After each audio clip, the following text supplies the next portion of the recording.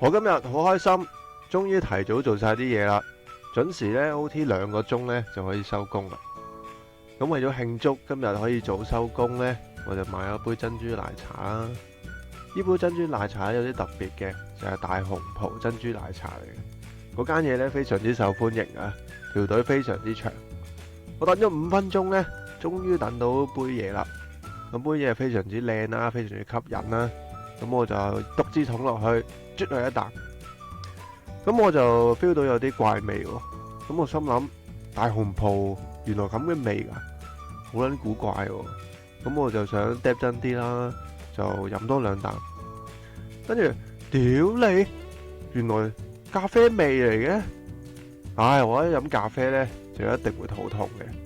唉，不過杯嘢30幾蚊，唉唔好嘥啦，屌頂硬上。咁繼續飲啦，飲下，飲到一半嘅時候，個肚開始痛喎，跟住諗住跑去附近個商場啦，點知爆水管，又要維修，唉焗住要去最近嘅公廁，咁我諗住忍住慢慢夾住個屎忽繼續行過去啦，直到轉入直路啦，我完全呢痛到撲晒街，個屎忽呢開始發麻，成個人呢都發冷咁樣。明明仲有20米嘅路程，每一秒呢都好似過咗成年咁樣。行到一半啦，我就用我嘅意志力逼住個屎眼啦，一路行就一路放屁。跟住一刻，杯咖啡珍珠奶茶呢，好似同我身體有排斥咁樣，我就驚有意外，就開始跑啦。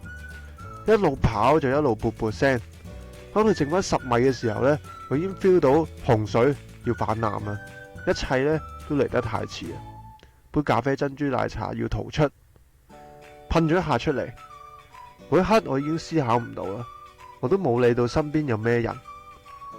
好彩嘅係，我跑咗2步呢，終於跑到入廁格啦。唔好彩嘅係，我真係瀨咗屎。入到廁格，我門都冇鎖到，即刻拉開好重嘅底褲，屙埋嗰一半出嚟啦。成個世界好似靜晒咁樣，一片寧靜。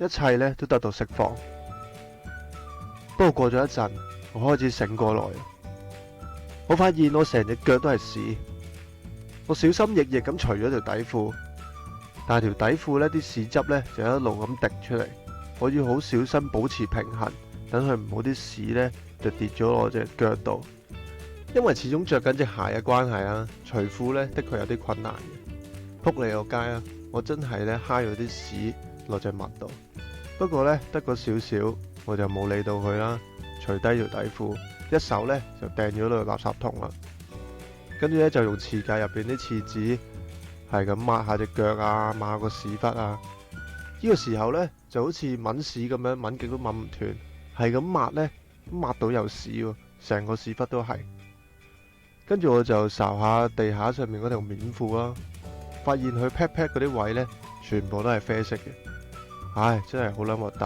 好撚醜怪。咁我擾攘咗15分鐘左右啦，成個廁格呢都充滿咗屎味。我諗住啲屎呢都唔沖呢，就休翻條褲就走人啦。但係發現廁格出面呢就好鬼多人喺度，好多阿叔喺度傾偈啊，屙緊尿。依家出去呢，一定俾人發現我瀨屎，因為成條褲呢都係屎跡，成個廁所呢都俾我搞到勁撚臭。呢個時候我唔知點算，我就影低個屎坑同埋條底褲 post 上連登，問下啲巴打點算啦。